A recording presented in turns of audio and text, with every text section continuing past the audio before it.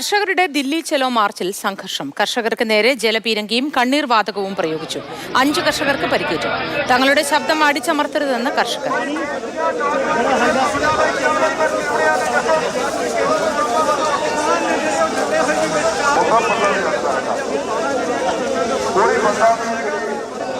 വിവരങ്ങളുമായി ബി ബാലഗോപാൽ ചേരുന്നു. ബാലുചേട്ടാ, എങ്ങനെയാണ് ഇവരുടെ മാർച്ചിൽ സംഘർഷം ഉണ്ടായത്? വിശദാംശങ്ങൾ എന്തൊക്കെയാണ്? മോത്തി, ഇന്ന് ഉച്ചയ്ക്ക് 12 മണിക്കാണ് ഈ കർഷകരുടെ ദില്ലി ചലോ മാർച്ച് പുനരാരംഭിച്ചത്. ഈ മാർച്ച് ആരംഭിച്ചപ്പോൾ തന്നെ ഈ ശംഭു അതിർത്തിയിൽ വെച്ച മാർച്ച് ഹരിയാന പോലീസ് തടയുകയാണ് ഉണ്ടായത്.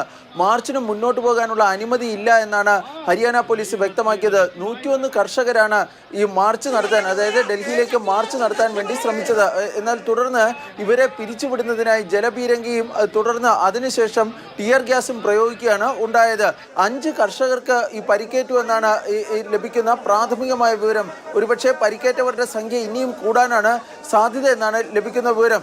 തങ്ങളുടെ ശബ്ദം അടിച്ചമർത്തരുതെന്നും വെറും കൊടികളും അതുപോലെ തന്നെ ധരിക്കാനുള്ള ഈ വസ്ത്രങ്ങളും മാത്രമാണ് തങ്ങളുടെ പക്കലുള്ളതെന്നുമാണ് ഈ കർഷകർ, ഈ മാർച്ച് നടത്തുന്ന കർഷകർ പോലീസിനോട് പറഞ്ഞത്. അതുകൊണ്ട് തന്നെ മുന്നോട്ട് പോകാൻ അനുവദിക്കണമെന്ന് ആവശ്യപ്പെടുകയും ചെയ്തു. പക്ഷേ അംബാല SP-യുടെ നേതൃത്വത്തിലുള്ള വലിയൊരു പോലീസ് സംഘം ഈ സംഭവ സ്ഥലത്ത് വിന്യസിച്ചിട്ടുണ്ടായിരുന്നു. അവർ ഒരു കാരണവശാലും ഇവർക്ക് മുന്നോട്ട് പോകാൻ വേണ്ടി അനുവദിക്കില്ല എന്ന് വ്യക്തമാക്കിയാണ് ചെയ്തത്.